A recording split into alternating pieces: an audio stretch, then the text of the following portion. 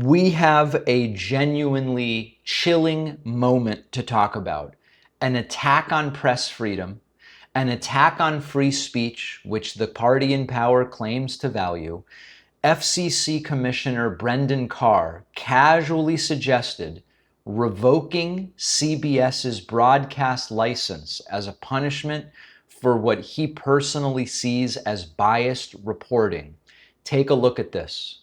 And over the years, the FCC has stepped back from enforcing that public interest obligation. I think the FCC should do what Congress wants us to do and enforce those laws. We're going to see where this investigation goes. So are you threatening to pull their license? Wouldn't that be a pretty drastic step? Well, it's not a threat. That's a penalty that is in the Communications Act, that if you don't... But when was the last time the FCC pulled a broadcast license?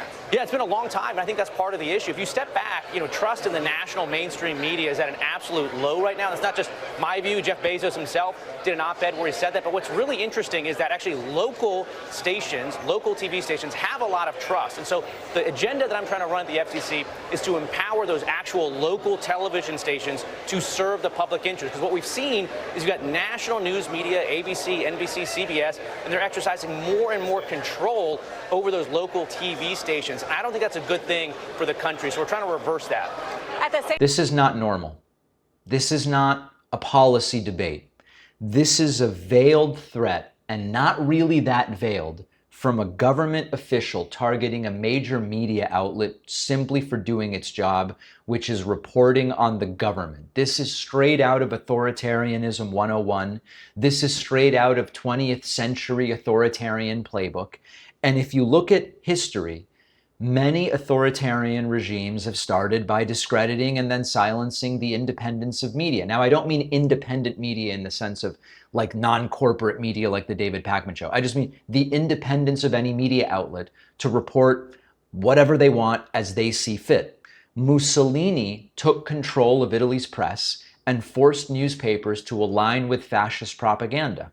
Hitler's Nazi regime shut down opposition papers and banned foreign broadcasts and replaced journalistic reporting with government spin through one of the ministries. I forget what it was even called.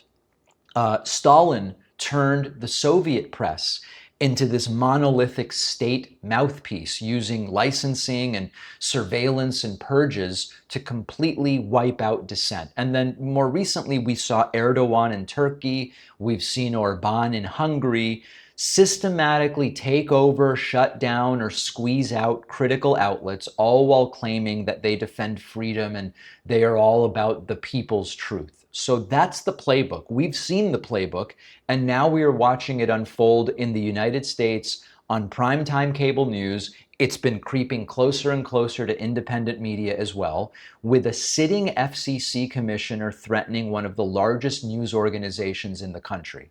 Now, when you confront them about it, if anyone ever does, they say, this is about transparency. We are transparent. This is about fairness. We are a fair administration. But you can't censor media and say it's transparency. You can't act in a way that narrows the scope of opinion or reporting that's out there and say that you're promoting speech and transparency and fairness. It just doesn't make any sense. It's corruption. It's not free speech. It's the destruction of free speech. And the silence is deafening. Most networks are barely even covering this. And if I had to guess why, it's because they don't want the same sort of attention and threats turned on them. So what we end up with are the people who said there are no greater defenders of the First Amendment than us going after the speech of the free press as government entities, which we would call limiting First Amendment rights or powers. Now let's step back for a second. One of the things that we were told often during the campaign of 2024, which lasted years, right?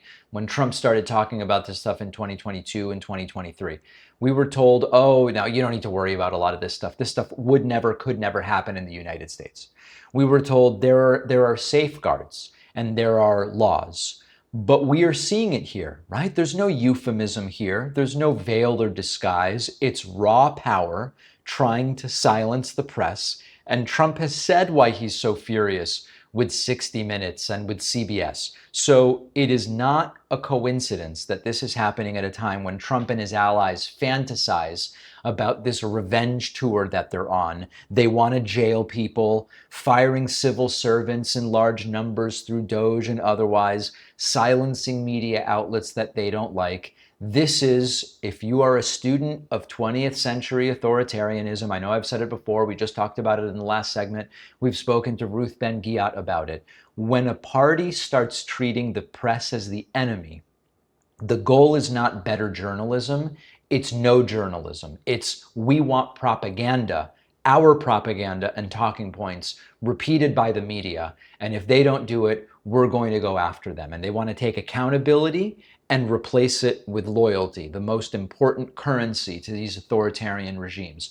Once you cross that line, it rarely stops at one network. I mean, honestly, ask yourself, if they succeed in some way with CBS, and arguably they already have, a 60 Minutes executive resigned, said that the show is not operating independently out of fear based on the threats and attacks they've already gotten hit with from the Trump administration. They are already self-censoring. So no matter what happens legally, no matter what the FCC does as far as the broadcast license, they're already self-censoring.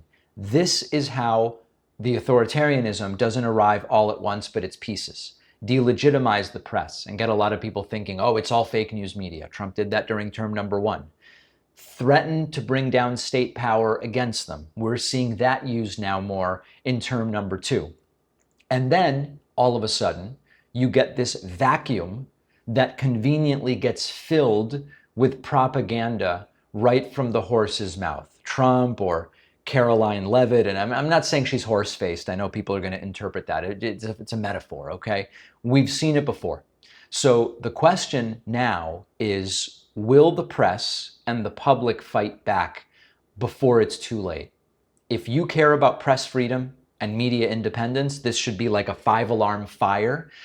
I don't know that independent media won't be in the crosshairs. We've already started to be. The Trump Rapid Response Twitter account has been putting out excretions about things that happen on the David Pakman Show. So listen, 60 Minutes has a lot of money. CBS has a lot of money. Make sure you're subscribed to the independent shows that you like. Subscribe on YouTube or subscribe to our podcast. All this stuff is free. And the more consensus we can build around independent shows being valuable, we don't know what's coming down. We just don't know. But certainly having a larger base of support is going to better position everybody to kind of beat off and beat back what are these inevitable attacks.